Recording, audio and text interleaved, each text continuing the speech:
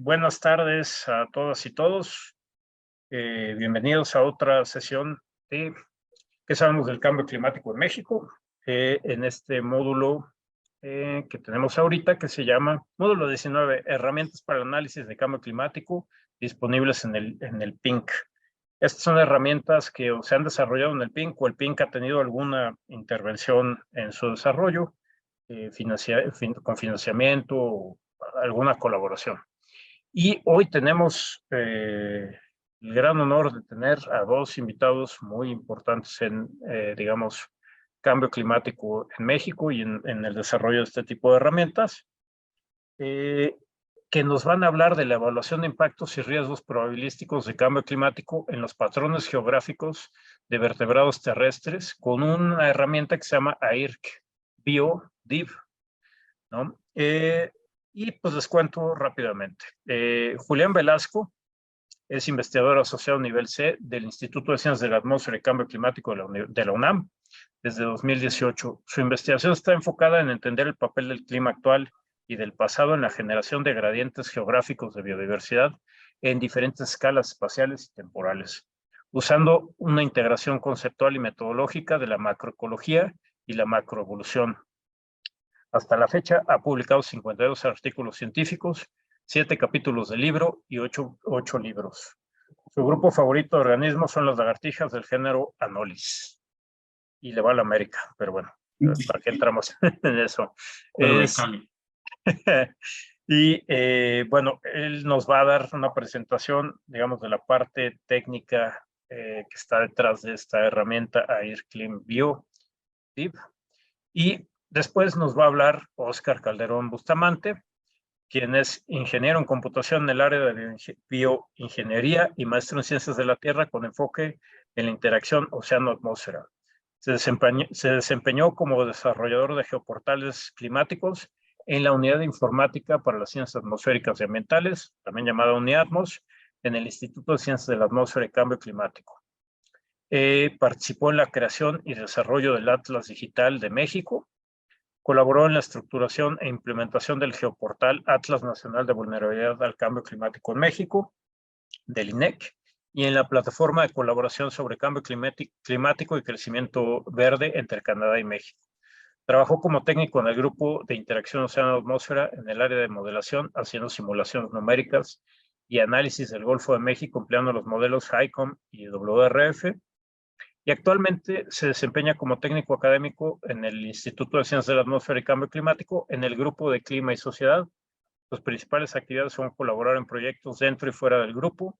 Entre estos está un proyecto PRONACE, que se llama Herramientas y Estrategias para la Toma de Decisiones en Cambio Climático, Calidad del Aire y Desarrollo Sostenible de la Megalópolis del Valle de México. Es una colaboración entre el ICAT, el CAIC, el PINC y un montón de instituciones de la UNAM y fuera de la UNAM. También participó en un libro que pronto les vamos a presumir, que creo que va a ser de mucha utilidad, que es El Estado y Perspectivas del Cambio Climático en México. Y hace otras actividades como, por ejemplo, el pre- y el post-procesamiento de datos de clima y cambio climático, creación de herramientas usadas en modelos de evaluación integrada, como la que vamos a ver hoy, incluyendo el AIRCA, que lo vimos la semana pasada, el AIRCLIM, que también lo vimos en la semana pasada, el AIRC-Bio y el ClimRisk, que en este módulo no vamos a hablar, pero a ver si después hablamos del ClimRisk también. Y es responsable técnico de diseño arquitectónico y visual de la plataforma web DataPink, que esperamos muy pronto ya esté disponible para todos ustedes. Bueno, pues muchísimas gracias, Julián, y muchísimas gracias, Oscar. Adelante, por favor. Muchas gracias, Francisco. Muchas gracias por la generación de estos espacios y también por el apoyo económico para el desarrollo de este tipo de herramientas. Voy a compartir pantalla. Yo voy a echarme el rollo más como conceptual y de histórico de cómo se junta un biólogo, un economista y un ingeniero de cómputo. Ese es un chiste. En un bar. Entonces, la herramienta, pues como decía Francisco, es AIR-Bio-DIV. Y bueno, el título de la charla pues tenía vertebrados terrestres porque fue con los grupos de vertebrados terrestres, pero en general lo podemos considerar como biodiversidad. Y ya voy a explicar un poquito esto, qué significa. Bueno, entonces, digamos, vamos a empezar como por el final, como quién fue el equipo detrás de esto y cómo arranca esto en realidad. Entonces, como mencionaba Francisco, yo me incorporo al Instituto de Ciencias de la Atmósfera y Cambio Climático, en ese entonces Centro de Ciencias de la Atmósfera, a finales del 2018, y empezamos a colaborar, y me muestran pues como los emuladores que vimos, el de AIRCA, el de la agricultura, y entonces viendo esto yo decía, pues podemos empezar a ver cómo conectamos los modelos que hacemos en ecología a gran escala, macroecología. Y entonces pues aquí está todo el equipo, estudiantes de posgrado, Juan Daniel Vázquez Restrepo, que está por acá, fue estudiante de maestría, ayudó a hacer un montón de mapas, y con el código también de los primeros inicios del programa en R. Bueno, las personas que están en el instituto, Carlos Luna, que es investigador postdoctoral, Constantino, que es también investigador del instituto, Francisco, Oscar, de la Facultad de Ciencias y Sistemas, nuestra colega y amiga Leticia, y cuando estaba Adrián García, de postdoc del Instituto de Biología, ahora está de postdoc en la Universidad de Viena, pues con los que hemos venido colaborando en esto.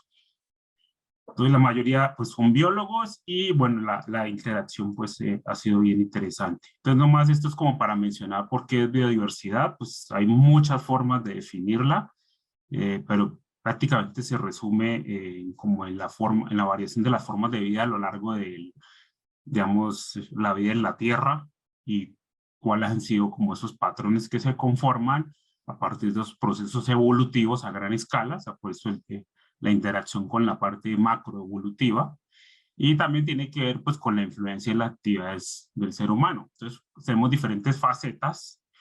El número de especies es una de las formas más fáciles de medir la diversidad, en este caso la diversidad taxonómica, pero tenemos otras dimensiones, como la diversidad funcional, o sea, la que hacen los organismos, y en cuestiones de historia evolutiva, la diversidad filogenética, y también pues a cuestiones más abajo del nivel de especie, la diversidad genética, y por encima del nivel de especie tenemos diversidad ecosistémica o diversidad de biomas, que podemos definir por ese lado. Entonces, digamos que hay un montón de factores que dan origen y mantienen esa biodiversidad.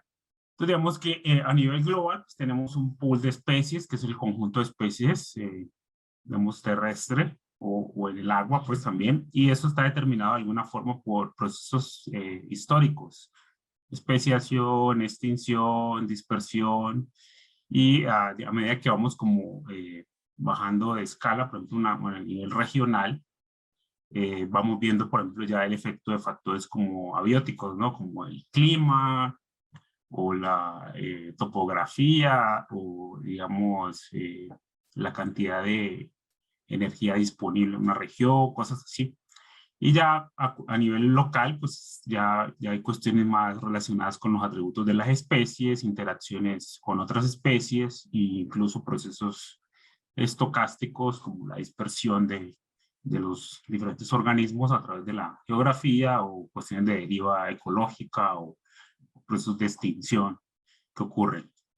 Entonces digamos que hay una serie de procesos evolutivos que generan pues influyen en los rasgos de las especies, eso, en su abundancia, y la dinámica de extinción-colonización que se da, y pues en la riqueza de especies en un sitio. Ya. Entonces, digamos, aquí tenemos uno de los patrones más conspicuos de diversidad terrestre, de los más reconocidos en el tiempo. O sea, yo de 200 años estudiándose esto. Y para muchos grupos, pues solo la información se completó hasta ahora de forma reciente. Bueno, para reptiles se tienen los mapas relativamente completos a partir del 2018 en adelante. Pero digamos que se ha ido construyendo a partir de diferentes fuentes de información, y pues se tienen con estos mapas se pueden generar estos gradientes de diversidad latitudinal, y con gradiente me refiero a que hay un patrón donde se acumula diversidad en las regiones tropicales y disminuye hacia las zonas templadas y varía entre los diferentes grupos dependiendo pues, de sus características de historia de vida. Lo más como para repasar un poco, esto está, ha ido, digamos, el entendimiento de qué genera estos patrones ha mejorado mucho a través de una serie de estudios en los últimos 30 años, donde se ha reconocido, digamos, que el clima del pasado, la dinámica del paleoclima, por decirlo, ese enfriamiento desde el Cenozoico, por ejemplo, es lo que ha contribuido a ese gradiente latitudinal que observamos ahora, donde se observa más número de especies más en las zonas tropicales y disminuye hacia las zonas templadas. Y a medida que el planeta se hace más caliente en el pasado, pues se aplana ese gradiente, y eso incluso se observa hoy en día en algunos grupos, ya hay evidencia de esos aplanamientos, por ejemplo, para grupos marinos, se ha empezado a encontrar eso con el aumento de temperatura en los últimos 100 años. Entonces, eso tiene implicaciones fuertes. Entonces, bueno, el número de especies, pues, es un indicador de biodiversidad, pero no es suficiente. Entonces, cuando hablamos de biodiversidad, a veces como que es mejor aterrizarlo un poco, y tenemos diferentes facetas. Las facetas no siempre son dan el mismo patrón geográfico. Eso lo hemos venido trabajando con los diferentes colegas, con los colegas de la Facultad de Ciencias, Leticia Ochoa y Nancy Mejía.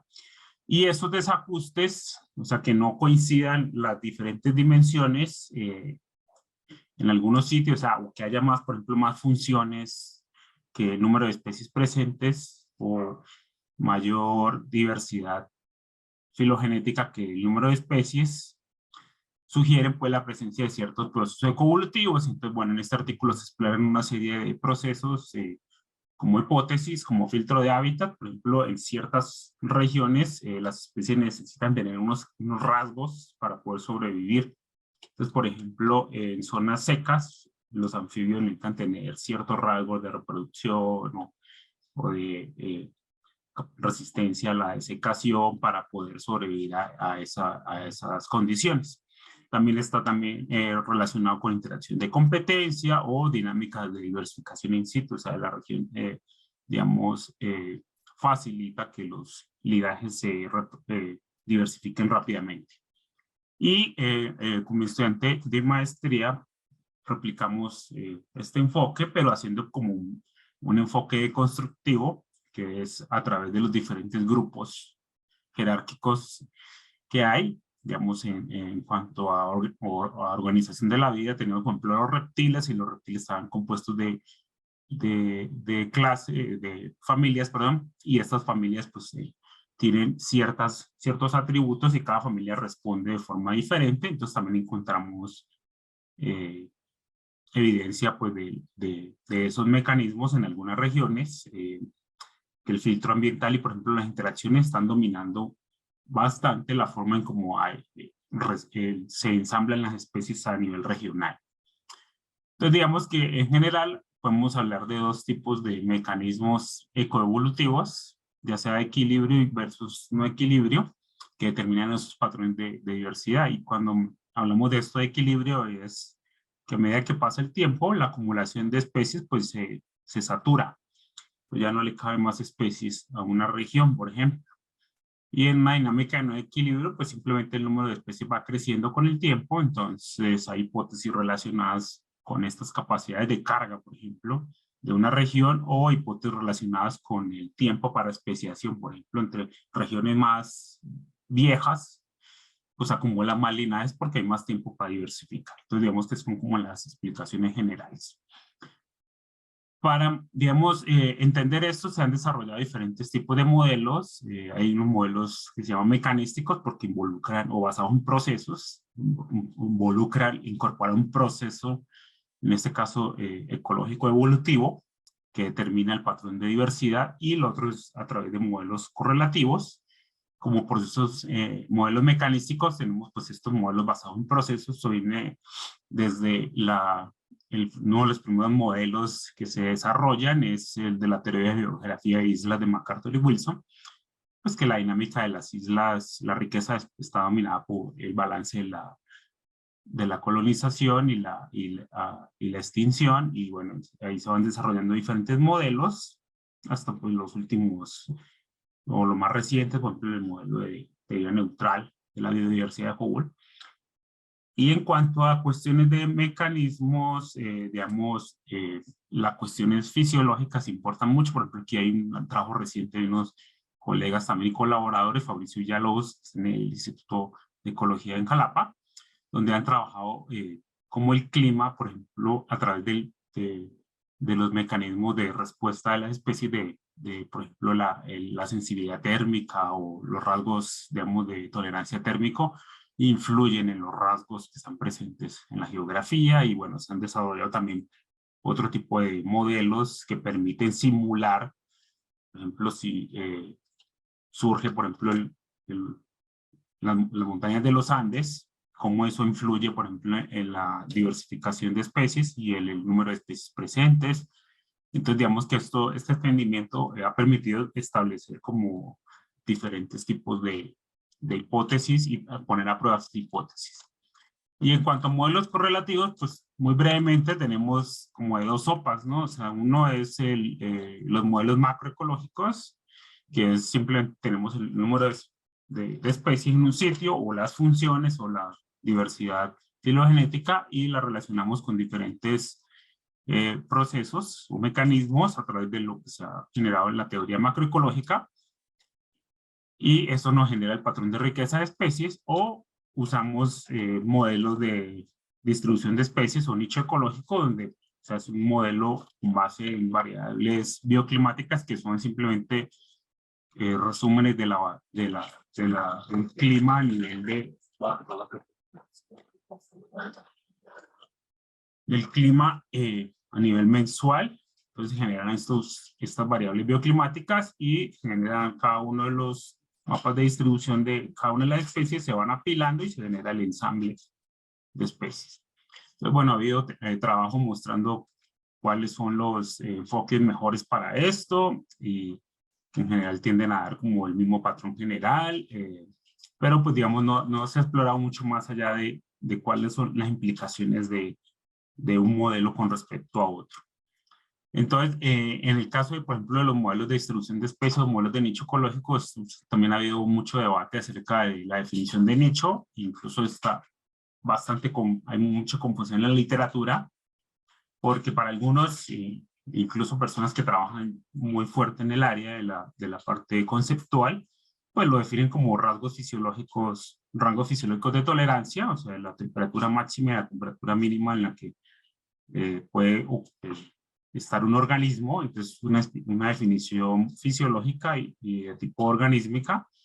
Y otros pues utilizan la definición hutchinsoniana más, que está relacionada con la demografía, como en la dinámica fuente-sumidero, la dispersión. Entonces ya es una definición demográfica y poblacional. Estos modelos de nicho usualmente utilizan variables bioclimáticas, no incorporan ninguna información adicional, pero hay unos modelos híbridos, y los modelos híbridos, por ejemplo, permiten incorporar rasgos fisiológicos, o sea, las tolerancias o los tipos de actividad de las especies. Entonces, estos modelos reducen un poco la incertidumbre, son menos drásticos en función de los escenarios. Por ejemplo, aquí tenemos un ejemplo aquí, dos especies de Anolis de las Antillas, de la Española, y si hacemos los modelos normales con los bioclimáticos y los proyectamos a futuro, pues digamos que se pueden extinguir, se proyecta la extinción hacia futuro. Si incorporamos estas cuestiones fisiológicas, pues se ve que hay una reducción, pero no es tan drástico. Entonces eso es bastante importante a la hora de comunicar como estos riesgos.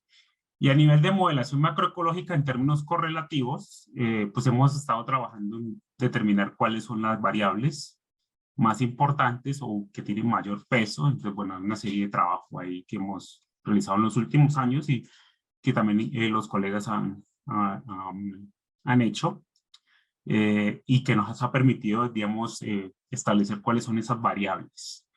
Entonces aquí sale un campo que es la interacción entre la macroecología y la macroevolución, macroecología evolutiva, que recién me doy cuenta que, por ejemplo, en Europa no conocían este término, y esto viene de un artículo desde el 2013. Y bueno, ya hay unos capítulos del libro de los colegas del INECOL, y bueno, también hemos trabajado para ver cómo se mapea o se hace la cartografía de estas métricas de diversificación y cómo puede eso estar, digamos, explicando los patrones actuales. Entonces, este campo de macroecología evolutiva, que es la interacción entre la macroecología y la macroevolución, y eso nos permite mejorar los modelos de predicción de biodiversidad actual. Entonces, o sea, una de las preguntas es cómo mejoramos estos modelos, cómo tenemos mejor información acerca de estos modelos y cómo, incorporando esas variables adicionales a solo el clima, podemos tener una mayor precisión en o mayor, digamos, recuperación de esos patrones. Entonces, pues las clásicas preguntas de modelación que se mencionaban un poco hace 8 días que mencionaba Francisco en su plática, son buena representación de la realidad. Pues un modelo, todos los modelos son malos, pero algunos son útiles. Entonces, bueno, hay que tener en cuenta eso. Estos modelos en función de cambio climático no se pueden validar.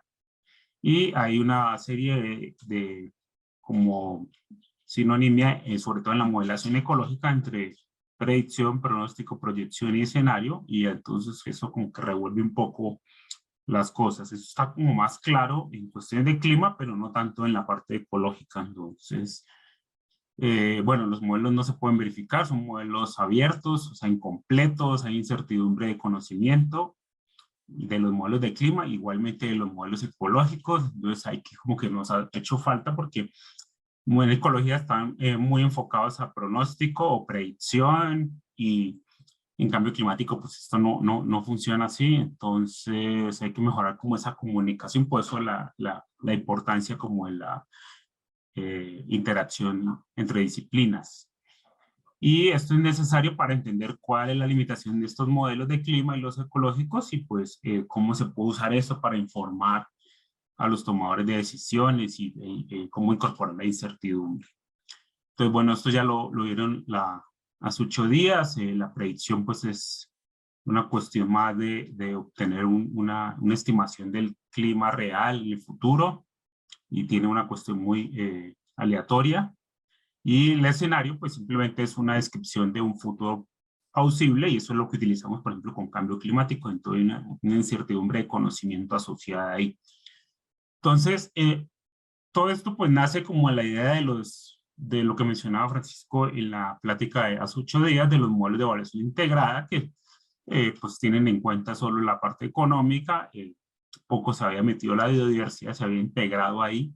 Hay unos modelos de evaluación integral que incluyen ahora cuestión de biodiversidad, o sea, en respuesta, por ejemplo, a cambios de uso de suelo, pero digamos esas bases de datos son incompletas y tienen sesgos geográficos bastante fuertes. La mayoría de los estudios están en países de zonas templadas, y casi hay poco datos de la región tropical. Además que no incluyen pues como los aspectos históricos que estábamos mencionando, la parte de diversificación, el clima del pasado. Entonces no se ha evaluado cuál es su capacidad predictiva y la incertidumbre de una forma muy exhaustiva.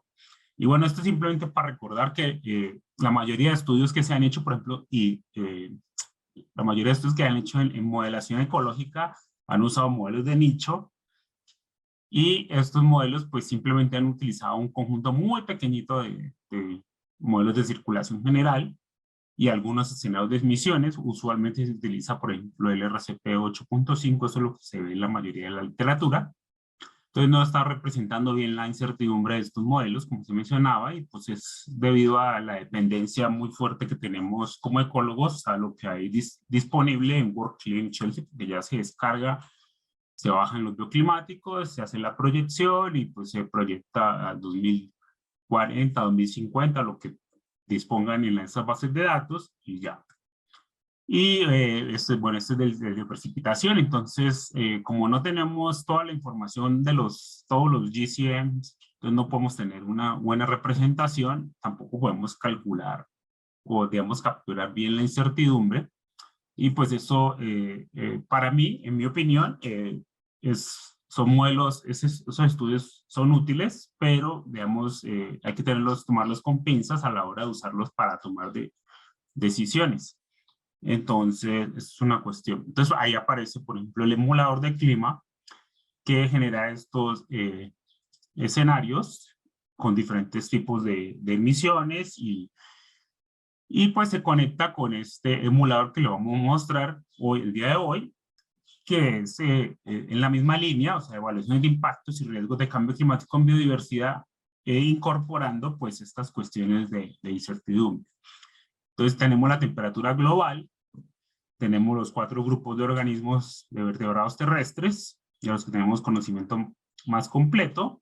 Tenemos la disponibilidad de los DCMs para el CMIP 5, lo vamos a actualizar al CMIP 6. Y a través de métodos de aprendizaje automático podemos calibrar estos modelos y proyectarlos a futuro y incorporar estas métricas de riesgo que son nuevas en términos de biodiversidad.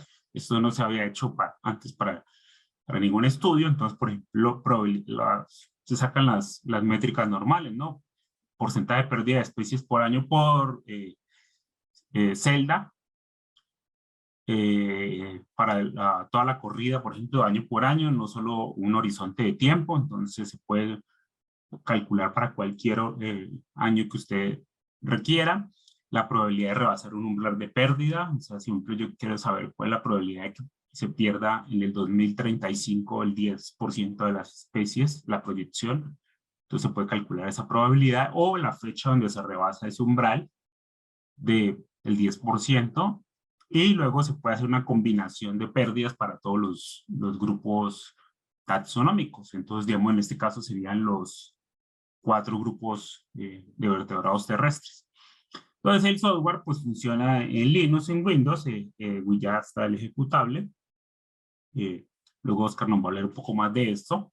Y para la cuestión del modelo, ¿cómo lo construimos? Pues es usando los datos de temperatura promedio anual, se calibra precipitación anual, referido a un periodo 1970-2000, el WorldClim, lo que está en WorldClim 2, por ejemplo, y las otras variables que están relacionadas con hipótesis de energía o disponibilidad de agua, energía, disponibilidad ambiental, cuestiones de cómo el clima ha cambiado en los últimos 21.000 años, por ejemplo, la velocidad paleoclimática, la complejidad topográfica, que es un factor importante en los patrones de riqueza de especies, y las métricas de diversificación, la tasa de diversificación, tasa de especiación particularmente, y el tiempo de especiación, y por ejemplo cuestiones de disponibilidad de hábitat, la altura del dosel que se utiliza. Entonces se calibran estos modelos y nomás como ejemplo de cómo se puede recuperar el gradiente de diversidad latitudinal. Tenemos por ejemplo el gradiente observado para cada uno de los grupos, en este caso anfibios, aquí tenemos reptiles, mamíferos y aves. El observado es lo que tenemos a partir de los mapas de distribución de las especies y podemos calcular para cada franja latitudinal el número de especies y entonces recuperamos el patrón. Si ven que es relativamente diferente en los diferentes grupos. Y con nuestros modelos calculamos lo que predice el modelo con base en los datos actuales. O sea, ahí se hicieron varias pruebas, varios meses de trabajo, viendo qué tipo de partición se utiliza, diferentes tipos de particiones para mejorar la capacidad de predicción del modelo. Entonces se recuperan relativamente muy bien los patrones latitudinales, que eso es una de las ventajas de la inclusión de estas variables. Ahora, ¿cómo evaluamos qué también recupera? Pues usando métricas clásicas, R cuadrado o el error cuadrático medio. Entonces comparamos los modelos usando todas las variables, como nos da en diferentes grupos, por ejemplo el R cuadrado o el error cuadrático, cómo varía a lo largo de los grupos. Y vemos que, por ejemplo, un modelo que incluye todas las variables, pues tiene el menor error predictivo y una mayor capacidad explicativa. Si solo incluimos, digamos, el clima, tenemos un desempeño relativamente bajo y el error es más alto.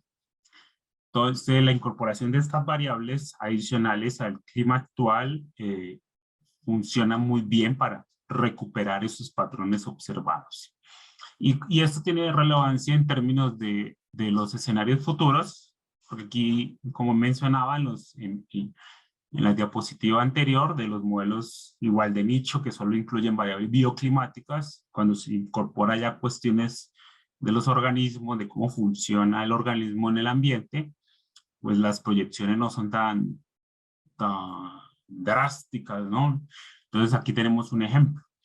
Si solo incorporamos temperatura y precipitación, o sea, el clima actual, y hacemos una proyección para los 24 modelos de circulación general del CIMIP 6 para este escenario del SCP 370,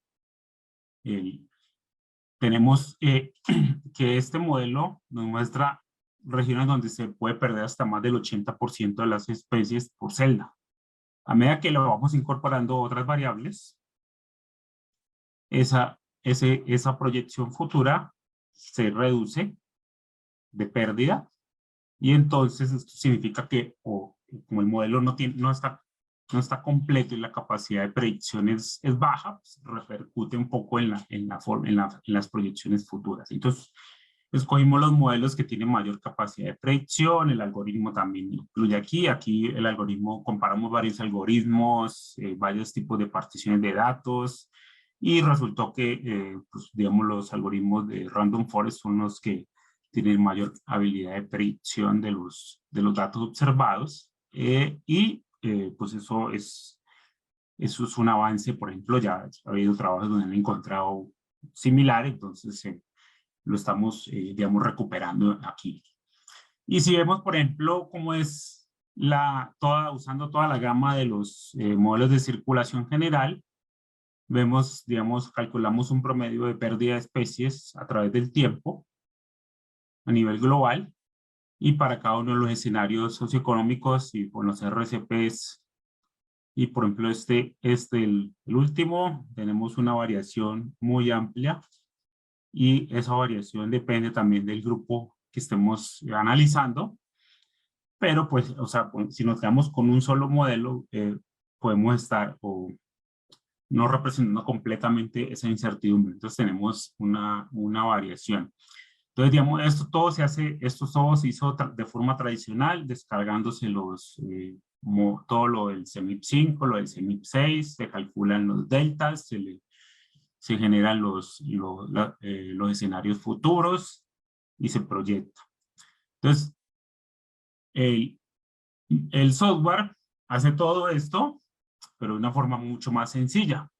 Entonces tenemos, como le va a mostrar Oscar, pues aquí este es el front del software, cómo se vería, entonces dónde están los mapas de pérdida de especie, las métricas de riesgo, probabilidad, fechas, los diferentes grupos, todas las métricas de riesgo probabilístico, que es una de las cuestiones que se avanzan. Por ejemplo, aquí los porcentajes de pérdida de especies por celda usando 100 corridas estocásticas de selección de GCMs, en este caso para el escenario RCP 8.5, para el 2100, el porcentaje de pérdida usando todas estas corridas, y las métricas de probabilidad, por ejemplo, de pérdida, o sea, dónde serían esas regiones donde la probabilidad de perderse ese 10% llega a ser 1, o dónde son las regiones donde la probabilidad es más baja, debido a que cada GCM da una respuesta distinta, porque cada uno está haciendo algo distinto. Y entonces ya tenemos toda esta gama de probabilidades. Y lo mismo con las fechas de rebasar un umbral, pues tenemos aquí con diferentes niveles de confianza. En este caso, por default, el programa arranca con 50 y con el 10% de la riqueza de especies, y podemos ver a lo largo del tiempo cómo serían esas pérdidas que se van acumulando en las diferentes regiones. Entonces, pues, en algunas regiones que ocurre temprano en la corrida de los modelos, otras ocurren más tarde, a finales de diciembre. Entonces, esos son los avances en términos de información de riesgos de cambio climático para biodiversidad que no se habían considerado antes. Y estos hotspots que combinan es donde ocurren las pérdidas del mismo 10% para los 4 grupos, y pues se pueden identificar estas áreas como áreas de conservación o áreas donde se hace restauración, cosas así. Puede ir pensando, como combinando toda esta información con otras, con información de áreas protegidas, con información de cambios de uso de suelo, estos escenarios. Entonces, ¿por qué usar el AirClim y el AirBio? Entonces, digamos, estos escenarios de emisiones no disponibles en el CEMIP 5 y CEMIP 6 que mencionaba Francisco en la plática pasada, pues se pueden evaluar, por ejemplo, la efectividad de una política particular de mitigación. ¿Qué pasa si China se sale del Acuerdo de París? Entonces, aquí los invito a revisar uno de los artículos recientes que se publicaron, donde se emula, por ejemplo, en cuestiones de agricultura, la producción de maíz, el impacto bajo estos diferentes escenarios, o sea, si se cumplen los NCDs o sin China, o si se sale Estados Unidos. Entonces, bueno, esa es una de las ventajas. Cada quien puede evaluar su propio escenario, escenarios que no estén disponibles, no tienen que utilizar una supercomputadora para esto. Entonces, reduce el tiempo de cómputo para procesar la salida de temperatura y precipitación. O sea, no le toca a ustedes cargarse todo el CEMIP 5 y el CEMIP 6. No más el CEMIP 5 son 136 gigabytes de espacio en disco duro.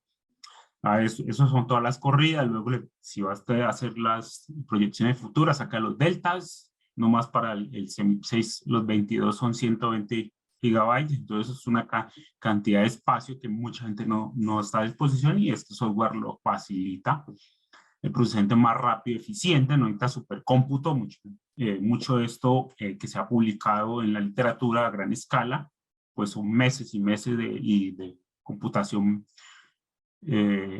supercómputo y clúster y todo este tipo de cosas, y muchos meses de postprocesamiento, y entonces pues esto lo facilita más el software. Y además que permite incorporar esta estocasticidad en el seleccionar un modelo, porque no hay un modelo que sea el mejor que otro. Entonces reduce sesgos y pues se generan estos escenarios que les mencionaba. Nomás un ejemplo de todas las corridas que hay disponibles, por ejemplo, en CEMIP 6. Está indiferente, no todas vienen completas con toda la información. Entonces, bueno, esa es una de las cuestiones que se ahorra con el uso de este tipo de herramientas. O sea, le facilita a uno la vida para un tomador de decisión, para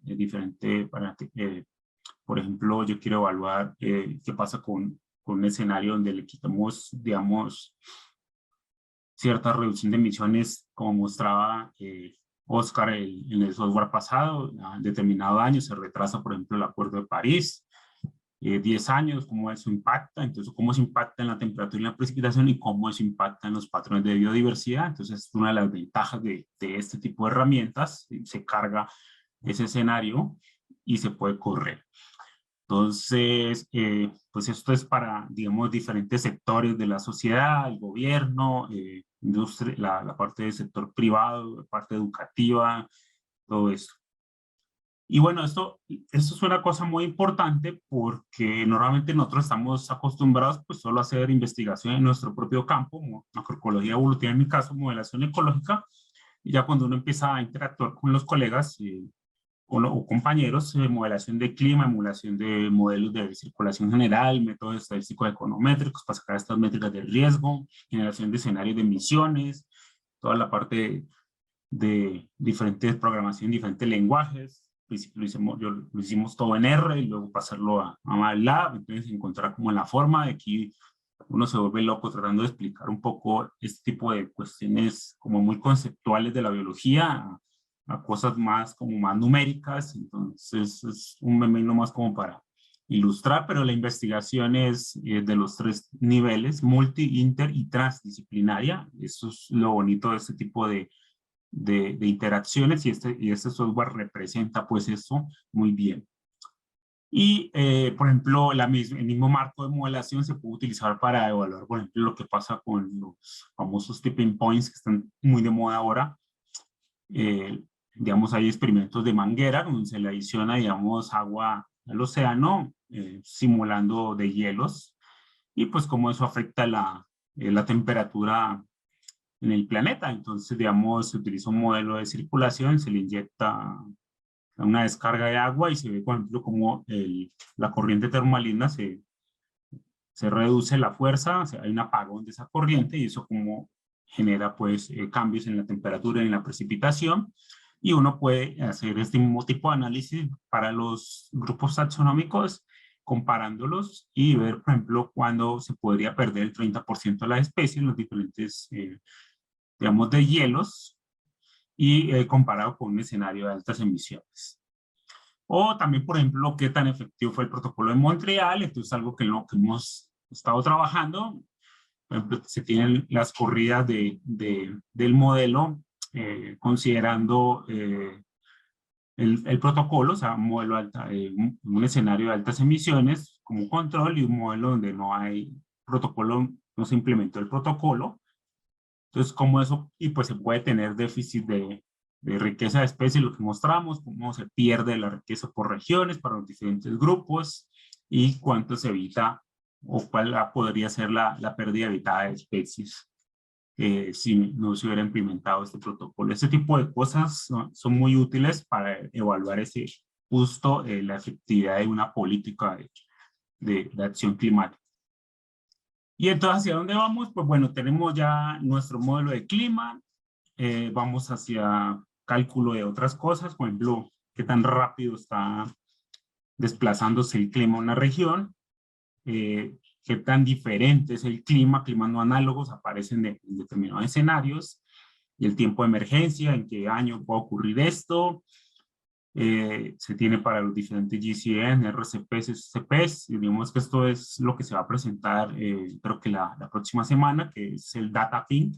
Entonces va a incorporar un poco esto luego. Y en el módulo de diversidad, pues solo ahorita tenemos la diversidad taxonómica, estoy invitándolos a participar. Si quieren hacer sus tesis de maestría y doctorado, podemos conversar para incluir estas otras dimensiones y evaluar impactos en esas dimensiones y cómo esto, cómo estas tres dimensiones son distintas con los diferentes impactos. Luego también combinar esto con otras métricas, por ejemplo, el Producto Interno Bruto o la población para ver exposición. Y bueno, las métricas de riesgo ya les mencionaba, entonces se pueden clasificar, por ejemplo, zonas de mayor riesgo porque se va a perder, por ejemplo, rendimiento de cultivos, también hay una proyección de pérdida de biodiversidad, se puede aumentar la población o hay una reducción, por ejemplo, del crecimiento económico medido con el PIB, cosas así. Y bueno, agradecimientos, pues esto realmente al PAPIT de la UNAM, los dos proyectos del PIN, también el Instituto de Ciencias de la Atmósfera por el apoyo, y aquí me gustaría resaltar la importancia de las colecciones científicas, donde se depositan los organismos, se colectan a lo largo del tiempo y en la geografía. Entonces esas colecciones siguen siendo muy importantes, no están llenas de especímenes sin valor y es necesario estarlas actualizando, estar colectando más para completar cada vez más estos inventarios. También la recopilación de información de la literatura y pues a través de diferentes manejos de base de datos. Entonces, pues yo los dejo luego con Oscar y hasta aquí la presentación. No sé si tengan preguntas aquí. Voy a dejar de compartir pantalla. Muy interesante, Julián. Sí, pues todavía no tenemos preguntas. Si quieren, arrancamos contigo, Oscar, y al final que disparen. Excelente. Adelante, adelante. Muchísimo trabajo, lo que ya lo tienes resumido. Pues fueron ya varios años de trabajo, de ver cómo funciona, no funciona, volver a hacer lo que funcione. Y bueno, estamos ahora en la parte del software. Gracias, Francisco, gracias por la presentación de la introducción. Entonces voy a empezar a compartir mi pantalla. Entonces vamos a empezar con el Air Climate. Y no porque se los voy a explicar, simplemente vamos a generar las salidas. Y estas salidas que vamos a tener del Air Climate las vamos a utilizar en el Air BioDeep. Ya abrí el Air Climate. Esta es la parte, la vimos la semana pasada. Este es el software. Acabamos de iniciarlo. Entonces, lo primero que tenemos que seleccionar, Julián creo que no lo comentó, el Air Climate tiene resoluciones espaciales anuales y mensuales. Nosotros en este modelo vamos a usar la resolución anual. Aquí tenemos. Vamos a hacerlo estocástico, vamos a generar n número de realizaciones, podemos generar 100. En este caso, voy a hacer una de 2 realizaciones, una de 10 realizaciones. ¿Por qué? Porque a pesar de que sea un sistema automatizado, que todo el trabajo que comentó Julián viene respaldado al software, el software aún así tarda dependiendo de la realización. Si yo hago 10 realizaciones, ahorita para hacer el ejemplo va a funcionar. Hago 10, pues también funciona, pero ya es un poquito más lento. Si hago 100 ya tarda como 40 minutos, pero 40 minutos es diferente a los meses que Julián ponía a correr, y no lo ponía a correr en una computadora, sino en un servidor muy potente. Entonces vamos a emular esos meses de servidor en una PC normal, en una laptop.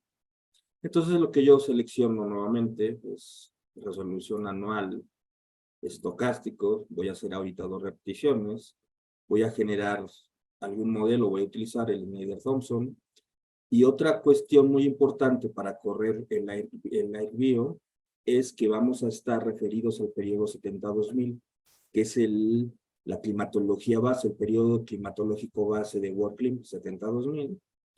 Y ahorita vamos a hacer una simulación, una temperatura global del RCP 8.5, de las emisiones del 8.5. Entonces aquí ya tenemos, son 2 realizaciones. Esto se los expliqué cómo funciona la semana pasada, está grabado el video. Entonces simplemente ahorita voy a guardar la serie de tiempo. Save as. Y le voy a decir en esta carpeta que está vacía. Aquí ya la guardé. Tenemos el nombre, temperatura global, el modelo Schneider-Thompson, va a ser estocástico, el RCP, la resolución anual, 2 repeticiones, y la referencia es esto, lo guardo. Otro ejemplo nada más para tenerlo. Voy a hacer 10 realizaciones, las mismas condiciones, estocástico, anual, Schneider, y aquí pues podemos jugar con las emisiones definidas por el usuario, que era lo que decía Julián. Podemos hacer ahorita una simulación a partir del RCP 2.6, pero este 2.6 está de alguna forma recorrido 10 años. Vamos a ver el original. El original sería este. Entonces, lo que estamos viendo es cómo se va a recorrer 10 años la política pública. Entonces, ¿qué significaría esto? Nada más para la visualización va a ser un pequeño ejemplo. Si nosotros tenemos el RCP 2.6, el Acuerdo de París con ciertas políticas, ¿qué pasaría si por alguna cuestión económica, política o la que ustedes imaginen, se recorre 10 años? Entonces vamos a ver cómo se recorre. Ya se recorrió. Entonces, estas emisiones también las vamos a salvar. Vamos a correr el AirClim y estamos generando actualmente una nueva serie de tiempo, que es esta, y la vamos a guardar. Es un ensamble de temperatura, y aquí lo tenemos: temperatura global, Schneider-Thompson, estocástico, definido por el usuario, resolución anual, 10 repeticiones y el periodo de base. Lo guardo. Entonces ahorita ya tenemos cómo vamos a conectarlo, ya tenemos los insumos necesarios del AirClim para utilizar el AirBio. Lo voy a poner así. Entonces ahorita vamos a correr el AirBio, lo voy a ejecutar. Esta es la interfaz de entrada. Entonces simplemente nuestro logo se están cargando. Ahí va, aquí ya lo tenemos. Entonces este es el AirClim, el AirBio. El sobre que presentó Julián ya lo hemos estado depurando a partir de las pruebas y errores que hemos tenido. Todavía no lo tenemos en línea, se está ya generando el artículo asociado, pero ya tenemos nuestro about. Aquí ya explicamos más o menos quién desarrolló el software, cómo se llama el artículo que Julián mostró en la presentación. Ya tiene asociado un artículo, y este software va a tener otro artículo asociado. Entonces tenemos un par de menús que nos dan una explicación de qué es el AirClim Bio. Tenemos 4 divisiones del software. Tenemos la parte del modelo, la parte de las visualizaciones y la parte de la evaluación de riesgo multivariante, ¿no? Que es lo que dice Julián, el hotspot. Entonces, lo que vamos a hacer es cargar una serie de tiempo. Vamos a cargar una temperatura global de las que acabamos de generar. Entonces, me voy a la carpeta que generé y vamos a seleccionar la de 2 repeticiones, que fue la primera. La abro y automáticamente veo la serie de tiempo. Es la misma que generé, o sea, es lo que estamos, la misma que generé con el, ¿cómo se llama? El AirClean, y es el RCP 8.5. Entonces, primero vamos a correr un grupo. Seleccionamos aquí podemos seleccionar todos, pero vamos a hacer el ejercicio de vamos a correr un grupo. Va a ser estocástico nuevamente. Voy a ejecutar. Empieza con el ejecuto. Al momento de que lo ejecuto, empieza a generar toda la metodología que Julián nos estaba comentando. Estamos utilizando aquí Random Forest. Y cargas son 2 realizaciones. Entonces, para cada año, tenemos del 2005 al 2100, para cada año corrió 2 realizaciones. Si tengo 10 realizaciones, pues cada año corre 10 veces. Entonces, entre más realizaciones, vamos a incrementar algebraicamente estas operaciones. Entonces, podemos ver, voy a moverlo, podemos observar que solamente tenemos habilitado anfibios. ¿Por qué? Porque originalmente seleccionamos anfibios. No podemos seleccionar reptiles y mamíferos, están deshabilitados. Este es el mapa, está inicializado en el 2100. Tenemos un menú para hacer zoom. Podemos, si queremos guardar la imagen, la guardamos. Vamos a guardarla en el mismo lugar. Entonces, ¿en dónde la tenemos? Aquí. Y aquí está la imagen que acabamos de guardar, que es un pantallazo de la figura. Entonces podemos empezar a ver en cualquier región del planeta para los anfibios. Entonces, ¿qué estamos observando?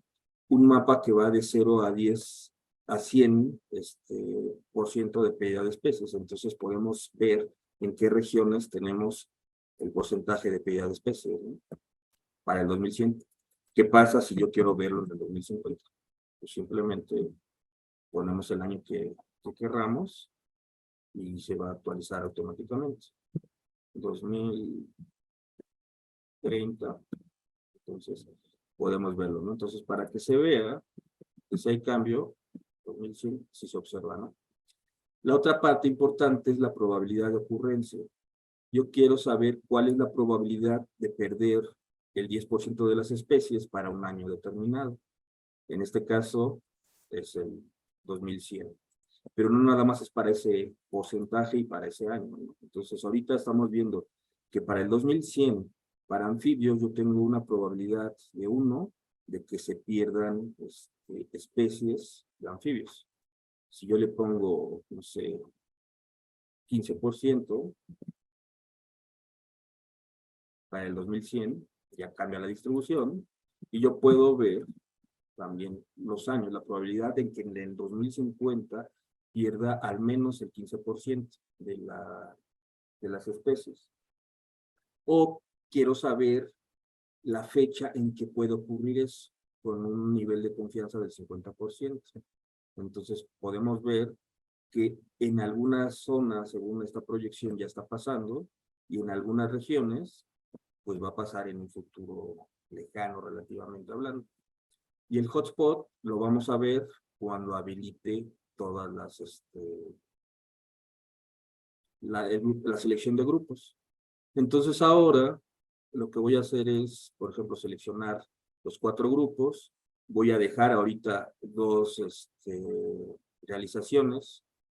No la voy a cargar. Bueno, la puedo volver a cargar, pero ya tengo cargada la temperatura. Quiero hacer 4 grupos. Voy a correr los 4 grupos al mismo tiempo. Entonces, lo que va a hacer es para el grupo 1, va a correr 2 realizaciones para el año 1, el año 2 hasta el año 100. Después para anfibios, reptiles, aves y mamíferos. Entonces,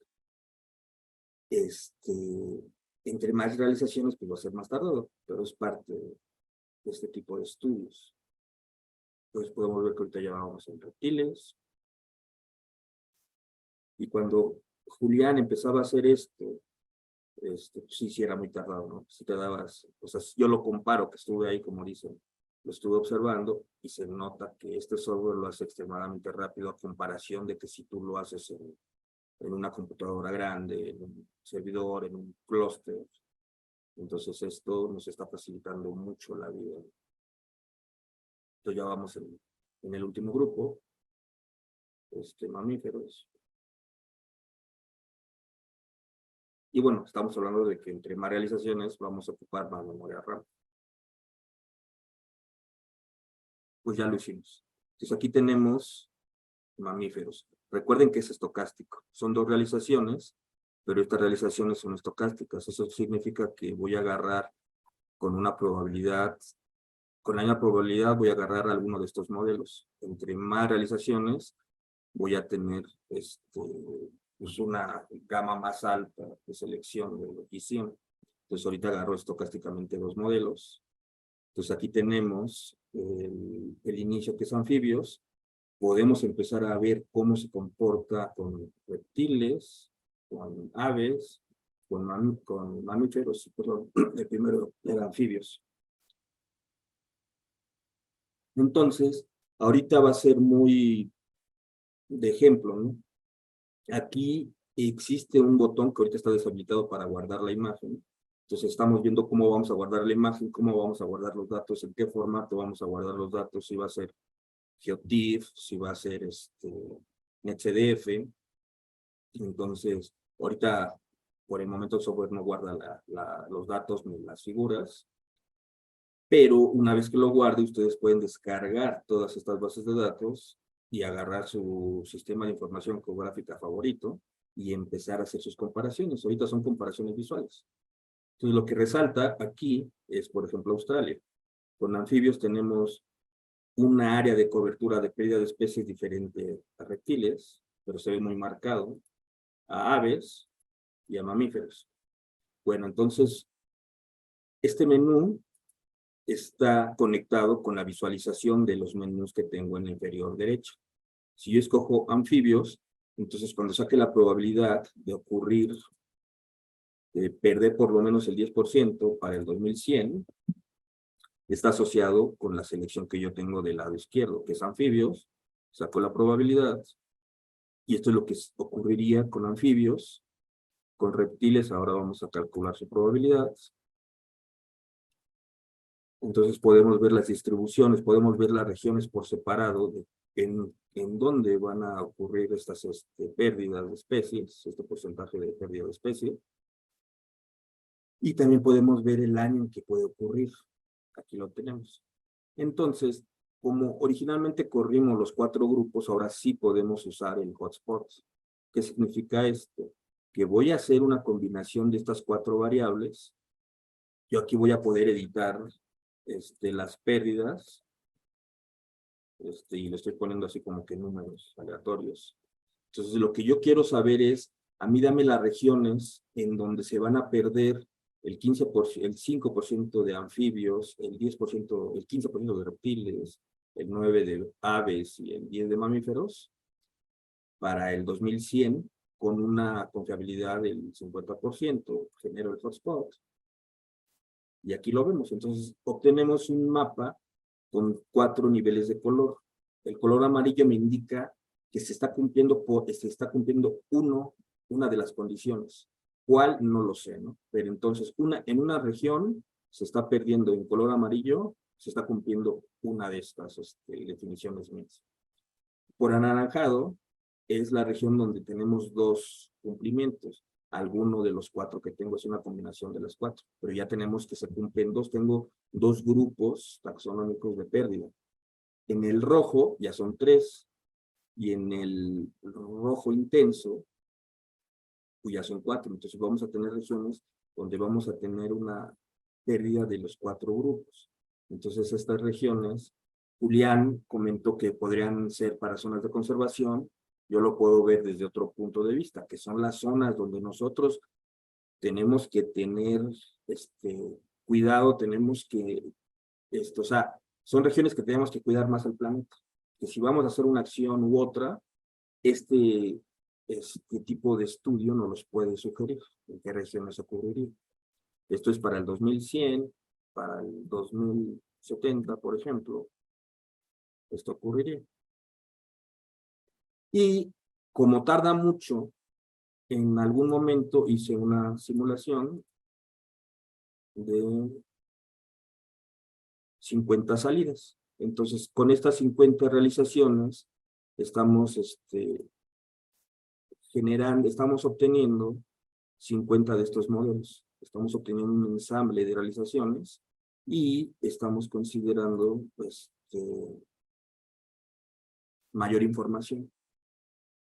Entonces, como tenemos mayor información, pues yo ya tengo un abanico, o sea, ya le creo más a esto, ¿no? Por ejemplo. Y nuevamente, tenemos anfibios, reptiles, pájaros y mamíferos. ¿Qué más les voy a mostrar? Ah, bueno. Si yo voy a calcular el hotspot con pérdida de especies del 10% para cada uno de los grupos, aquí tarda un poquito más, pero ya con calma. Aquí todavía me falta ponerle la carga de una barra de estoy cargando, pero creo que ya lo hizo. Entonces podemos ver con otra resolución, los datos no con una resolución, pero lo podemos ver con un ensamble más grande, este tipo de soluciones. Pues no sé, ¿tienen alguna duda? Gracias, Oscar. Pues tenemos varias preguntas ya en... Excelente, es que no las veo. Sí, no, yo las voy leyendo. Okay. Bueno, tenemos a Ana que nos comenta, buenas tardes. ¿Se pueden integrar datos fisiológicos, demográficos o fenológicos de las especies para generar estos modelos? Creo que esta es una pregunta que ni pintada para Julián. Bueno, digamos, ahí mostraba yo al inicio de la charla como los diferentes modelos que hay en ecología. Y sí, uno puede construir un modelo mecanístico y de hecho uno de los artículos recientes de los colegas con los que hemos estado colaborando incluye un modelo biofísico, incluyendo estas preferencias fisiológicas, intercambio de calor, temperaturas mínimas, todo esto. Entonces simula como el organismo y hace la predicción en la geografía de cómo sería, por ejemplo, el tamaño del cuerpo, la temperatura crítica mínima o la máxima, y eso se compara contra lo observado. Entonces, esos son modelos como orientados a patrones. Entonces, esos modelos son computacionalmente más demandantes, adicionalmente son más hambrientos de datos, o sea, necesitan más información ecológica que no hay para todas las especies. Entonces, digamos, sí se puede, pero implica, pues, construir esos modelos y eso requiere digamos, más trabajo. Esta aproximación es correlativa y utiliza proxies de estos procesos. Entonces, por ese lado minimiza un poco el tiempo de cómputo, pero reproduce muy bien los patrones observados. Entonces, es una de las ventajas. Y aparte es muy portable este sistema. Entonces, en Sí. algún momento, ahorita está con Linux, con Windows, también lo tengo en Linux, pero lo quise mostrar en Windows. Y en algún momento con Francisco, que estamos con el proyecto de que lo queremos montar a servidores potentes y que en lugar de que lo tengan ejecutable, se tenga en tiempo real en un servidor, entonces ya no va a demandar tu computadora procesos, ya lo va a hacer el servicio, el servidor de nosotros. Entonces lo que dice se conecta mucho a lo que dice Julián. ¿Por qué? Porque si demanda más cómputo, pues que lo haga el servidor. Así O es. sea, se está esperando, se está pensando en eso. Pues muy bien. Sí, entonces sí se puede hacer eso y se puede hacer muchas cosas. Para eso, si hay alguien ahí, pues se necesita más colaboraciones. Si hay alguien que pueda financiar el desarrollo de estos proyectos, pues muy bienvenido también, ¿no? O programar también. Invitados a estudiantes y demás a también colaborar.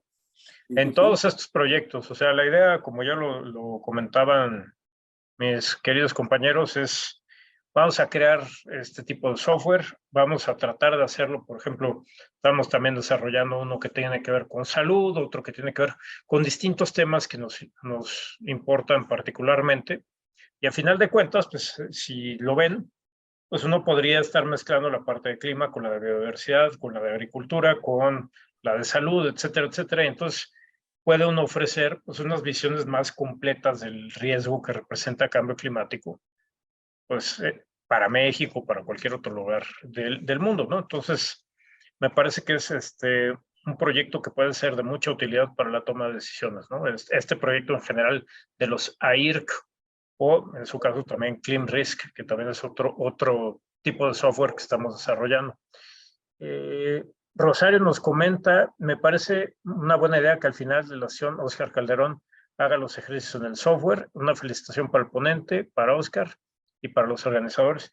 Sí, muchísimas gracias, Óscar. Gracias, Él Rosario. es el super gurú aquí en cuestiones de cómputo que nos ayuda aquí a desarrollar todo esto y a mejorar las ideas que le vamos planteando para cómo lo hacemos, que esto funcione, ¿no? Para entendernos lo que decía Julia, ¿no? Para entender como el chiste, un biólogo, un economista y un ingeniero en computación, está interesante. Sí. No, lo que le decía Francisco, qué buen comentario, Rosario, lo que le decía Francisco es que estaría muy interesante hacer una sesión, de un taller más bien de ejercicios, porque ahorita con el tiempo esa vez que les voy a mostrar poquito, pero imagínense ahora, a ver, vamos a tener 3 ejercicios de misiones, las vamos a meter a la IRCA, en algún momento ya vamos a tener la versión de la IRCA que se les mostró la semana pasada, a este software de AirBio, pero no nada más es generar los datos y visualizarlos en el software, es lo descargas a tu computadora, los NetCDF, y después hacemos el estudio de que, mira, por ejemplo, en el AirBio vamos a calcular el área de pérdida, y ya te voy a dar el área con una emisión y con otra emisión, entonces ustedes ya podrían tener herramientas, datos para hacer estudios específicos. Entonces lo manejábamos como taller, pero se está pensando, ¿no? Todavía. Sí, Pero ahí aprovecho para hacer una pauta comercial. Tenemos un curso de posgrado en posgrado de Ciencias de la Tierra donde enseñamos a hacer este tipo de herramientas desde scratch, o sea, desde bajar los datos, por ejemplo, de las especies, de los escenarios, todo eso. Entonces, si están en algún posgrado y quieran entrar al curso, lo abrimos ahorita en agosto, para que va a ser lunes y miércoles de 12 a 2. Bueno, el horario se puede negociar luego, ¿no? Supongo, No. pero sí, ahí le hago promoción al curso. Y va a ser aquí en el instituto. Exacto. Yo hago una actualización a lo que decía Óscar. Puede que hagamos unos talleres, digamos, en agosto, porque estamos planeando hacer un evento, digamos, algo así que le vamos a llamar como Jornadas Pink. Pero de entrada, lo que sí sabemos que va a ocurrir es que, bueno, ustedes conocerán que el PINC tiene un congreso anual de cambio climático, de investigación en cambio climático. En esta ocasión va a durar 2 semanas. Uno va a ser, digamos, presentaciones normales, como lo que han visto ustedes los años anteriores, y la segunda semana vamos a separarnos unos cuantos días, eso ya con más detalles se los vamos informando aquí, y va a ser de talleres presenciales para los modelos estos AirClim, AirBio, AIRCA, el Data Pink, que ya va a estar disponible también para en poquito tiempo. Interesante. ¿No? Entonces va a estar muy padre. Y seguimos aquí con comentarios y preguntas. Mauricio Reyes. Hola Mauricio, ¿cómo estás? Disculpen mi bioignorancia, ya somos 2. ¿En qué términos de procesos? Disculpen mi bioignorancia en términos de procesos. Supongo que la extinción, migración de la fauna en una zona dada depende fuertemente de la evolución de la vegetación. Si es el caso, reflejan estos escenarios el cambio en la vegetación en distintas regiones con el cambio climático, por ejemplo, selvas en altas latitudes y su adaptación. Y también nos pregunta qué resolución tienen los mapas de la IRC-Bio. Parece mayor que la de la IRCLIM, en efecto, ¿no? Ahorita, bueno, ustedes nos cuentan. Son los mismos. No, Sí. la del... Tiene más alta resolución en la IRCBio, ¿no? No, es un grado. Por eso, la de la IRCLIM es, si mal no recuerdo, 2.5, Bueno, sí, ¿no? tienes razón. Sí. Sí, es bastante más alta. Sí. La Julián. pregunta de vegetación, esa es una pregunta de tesis doctoral. Justo ha sido un desafío incorporar cambios de uso de suelo en modelos de biodiversidad. Eso apenas está trabajando. Hay una base de datos que se llama PREDICT, donde se ha compilado información de cómo responden las especies a los cambios de vegetación.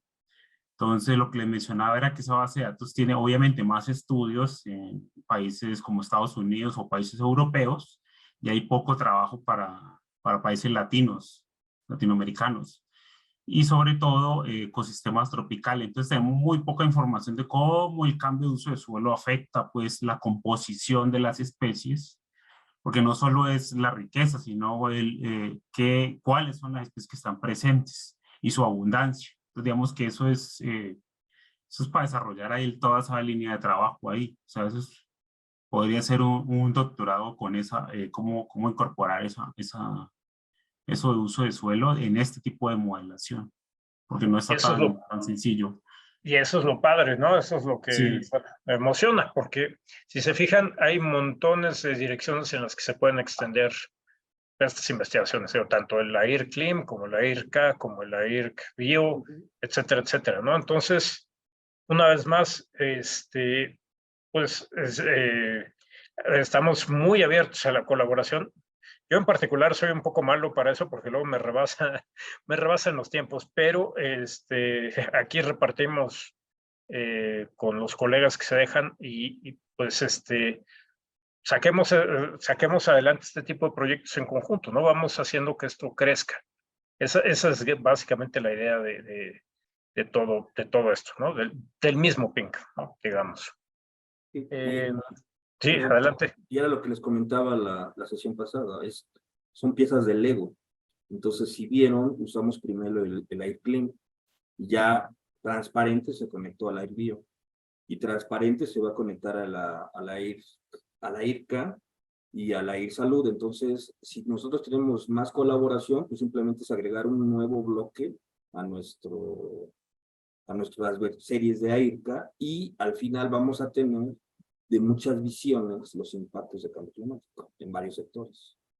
Entonces, si alguien dice, ¿sabes qué? Es que mi sector no necesariamente es biológico o de agricultura, pues vemos cómo lo podemos embonar con el AirClean. Entonces, está interesante. O sea, me gusta, me emociona. Sí, es una cosa que nos emociona. Martín Bolaños nos pregunta, ¿cómo se espera que el cambio climático afecte la diversidad funcional respecto a las diversas especies? En primera instancia, pensaría que la afectaría menos. Tal vez algunas especies diferentes ocupen los espacios de otras que se extingan en un cierto lugar. otra pregunta de tesis doctoral Postdoctoral.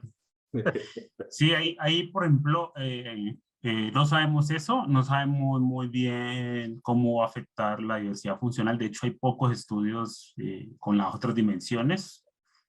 Si hay 2 o 3 por ahí, son pocos a escala global.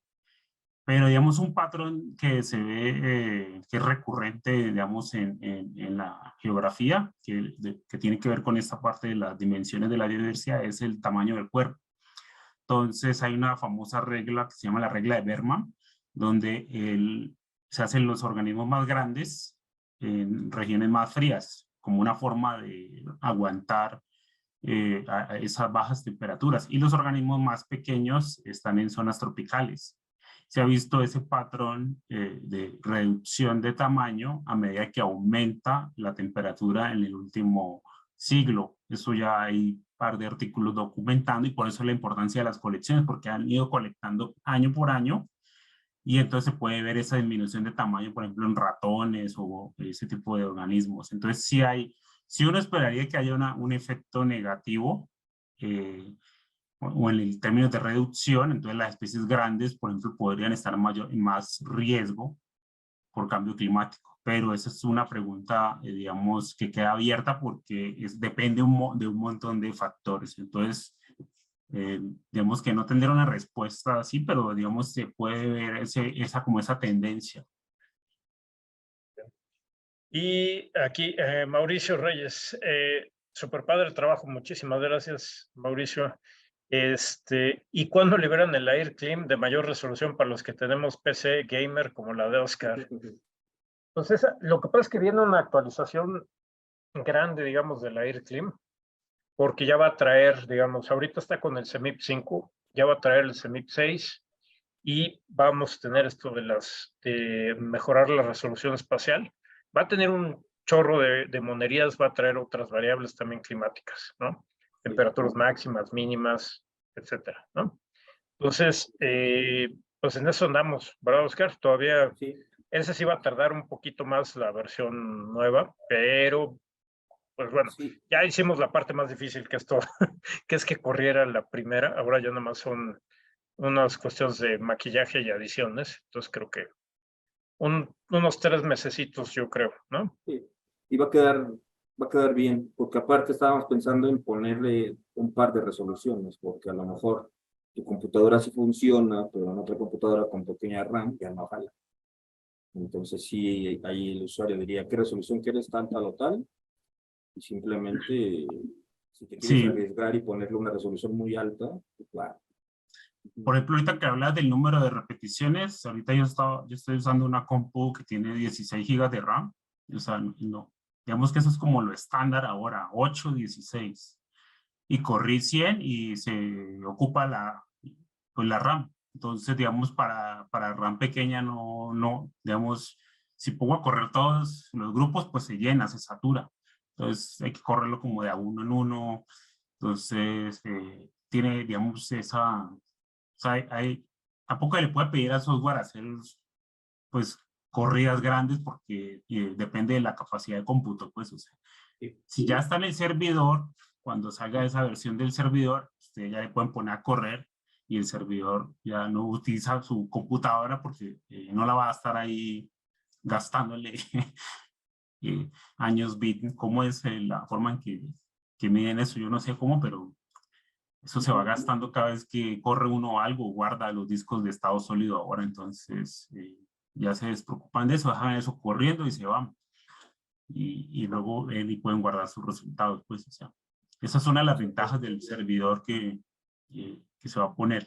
Y este portable, pues, sirve para hacer estas exploraciones, ¿no? Como, ¿qué pasa con esto y este tipo de cosas? Y para ir pensando como en preguntas, cómo hacer este modelo mejor, cómo incluir otras dimensiones, cómo hacerlo con plantas, por ejemplo, yo de plantas no sé, entonces invitado a los botánicos que trabajan con este tipo de modelación macro, pues ahí interactuamos y le pensamos cómo hacer un modelo, por ejemplo, para vegetación o cosas así. Sí, pero aparte de eso es analizar los datos. O sea, tú ya tienes el modelo, ya jugaste con el LiveView, extraes, guardas la información, las matrices de 3 dimensiones, 4 dimensiones en HDF, y ahora hacerse las preguntas sobre los datos. O sea, ya tienes tú, ya te ahorraste los 3 meses, 4 meses que hizo Julián, más todo el periodo del 2019 a la fecha, ya cerraron eso. Entonces, usar los datos y pues empezar a hacer sus propias investigaciones, ¿no? Eso es lo interesante. Que no es de que se quede, qué bonita gráfica, es la gráfica o los datos los voy a utilizar para otra cosa. Sí, sí, esto va a ser muy importante, ¿no? Lo que comentaba Julián y también Oscar, tener ya, vamos a migrar también, bueno, tener varias versiones de esto, ¿no? La versión portable, como dicen, y la parte está en el servidor, donde pues ya los requerimientos de cómputo corren por nuestra cuenta y ustedes se pueden concentrar en las preguntas y cuántas realizaciones son suficientes para que esto converja y para que los resultados sean pues, más confiables, etcétera, ¿no? ¿No? Entonces eso va en camino, digamos, estamos trabajando en ello. Otra vez, somos muy poquitos los que estamos trabajando en esto. Si alguien tiene interés y capacidad, por ejemplo, para ayudarnos a expandir esto y hacerlo más rápido, pues estaría buenísimo, ¿no? Y déjenme ver, tenemos un comentario, también Mauricio, última, si no hay más preguntas, aprovecho, todas las que quieras, Mauricio. Si entiendo bien, se usa un algoritmo de clasificación supervisada para obtener las correlaciones entre variables climáticas y la biodiversidad. Supongo que no hay tanta resolución en las mediciones de la biodiversidad en muchos lugares del mundo, ¿Cómo afecta esto la calidad de entrenamiento del algoritmo de Machine Learning? Bueno, esa es una muy buena pregunta y es justo si hicimos una comparación de digamos, los métodos que se utilizan, por ejemplo, en la modelación macroecológica, y ahí hay una discusión porque siempre se ha pensado como en modelos explicativos, ¿no? O sea, cuáles son las variables más importantes. Entonces se utiliza, por ejemplo, modelos de ecuaciones estructurales para ver, por ejemplo, si, digamos, el tiempo evolutivo es más importante que la temperatura en determinar la riqueza de especies en un sitio, cosas así. Entonces esos modelos, digamos, no tienen capacidad predictiva. En cambio, estos modelos de Machine Learning son utilizados para eso. Entonces todavía hay un debate acerca de si estos modelos de Machine Learning son capaces de explicar y predecir al tiempo. Entonces eso es un área de investigación que está ahí apenas, o sea, como en la frontera, pues. Entonces, digamos, se compararon varios modelos y usando estas métricas de las clásicas del error cuadrático medio, de cuál es el sesgo espacial. Por ejemplo, en un píxel yo tengo 100 especies, cuál es lo predicho por cada modelo. Entonces, ¿cuál es el error? Entonces, el que minimizaba esos errores a lo largo de todas digamos, los píxeles, en este caso celdas, o sea, le llamo, en realidad es celdas porque es una rejilla. Entonces, yo lo que hago es calculo el número de especies a partir de unos mapas de distribución que están a grano grueso. Y entonces por eso utilizo un grado de resolución espacial, porque esa información está a esa resolución. Más abajo implica lo que tú dices, o sea, no hay sitios bien inventariados y hay sesgos de información por eso mismo. Entonces, por eso usamos estos mapas, que son los famosos mapas de la IUCN, la Unión de la Lista Roja de las Especies. También hay mapas de BirdLife, que es también otra asociación encargada de hacer mapeo, de cartografía de dónde están las especies. Entonces están los mapas disponibles para la mayoría de especies, no para todas. Se utilizan estos mapas. Entonces digamos que el grado de completitud de los datos, esa es otra de las cuestiones que no tenemos claro si es capaz de predecir, pero hay algunos artículos que han empezado a explorar. Si quieres, me escribes un correo y te comparto algunos de algunos colegas que han utilizado como este tipo de métodos para, por ejemplo, predecir en sitios donde no hay datos de nada, a ver cuánta diversidad se podría esperar, y ir a inventariar, hacer el inventario y contar cuántas especies hay. Entonces, si me puedes echar un correo, lo voy a poner aquí en el chat, en mi correo, para que yo te comparto la literatura y pues, a mí todas estas cuestiones de discusión de la parte de modelación ecológica me encantan, entonces pues ahí estamos. O sea, Sí, una chela somos unos, si alguien tenía dudas, son un par de ñoños. No, en fin, yo también, pero bueno. ya la chela se organiza en un Chela Fest. Muy bien. Entonces, ya estamos sobre el tiempo, sobre la hora, ¿no? Bueno, esto sigue. La próxima semana vamos a presentar otra cosa que es uno de los proyectos, pues yo creo que más importantes que ha estado impulsando el PINC por el tamaño, ¿no? De las primeras cosas que uno se da cuenta cuando llega aquí es cuáles son las barreras para que haya más estudios en cambio climático, y una de las que brincan luego es pues la parte esta de barreras tecnológicas o barreras de los datos para que la gente pueda desarrollar investigaciones en nuevos campos o en campos que hacemos, pero que nos cuesta mucho trabajo porque que si el NetCDF, que si es un tera de información y cómo le hago y mi computadora no lo abre y ahora necesito el otro software. Bueno, pues una de las cosas que empezamos a impulsar, y otra vez gracias a Oscar la estamos pudiendo llevar a cabo, a Oscar y a Carlos, Carlos Rojas, que nos está ayudando en la parte de programación también, es el Data Pink, ¿no? Y la semana que viene vamos a estar hablando particularmente del Data Pink, y ojalá también ya prontito lo tengamos, a ver si para la semana que viene a lo mejor podemos dar como obviamente versión beta y lo que sea, pero ya empezar a que esté disponible, ¿no? Entonces, bueno, el próximo jueves, 29 de junio, tenemos un portal para la visualización, intercambio y modelación de datos sobre cambio climático. Aquí la invitación es que los que puedan contribuir, los que quieran contribuir, estamos también abiertos tanto en la parte, digamos, que nos ayuden a modelar esto, a la parte técnica, ¿no? Queremos que no solo sea una cosa donde uno ve mapas y puede hacer mapas, sino que uno pueda hacer, por ejemplo, los modelos que hablaba Julián y hablaba también Mauricio, en Machine Learning, a lo mejor entre distintas capas que ya tenemos. Queremos también, por ejemplo, tratar de agregar las capas de datos que se generan en la UNAM y que se generan en otras universidades en México y las que se generan a nivel mundial, que sean libres, irlas incluyendo y entonces ustedes puedan llegar a un reservorio donde tienen toda esta gran cantidad de información disponible de una manera que uno lo puede manejar, que uno puede hacer ciertas operaciones en línea y simplemente bajarse lo que le interesa a uno, sus resultados, etc. Entonces, bueno, perdón. Exactamente, digo, o sea, que no es nada más un despliegue de mapas, no va a ser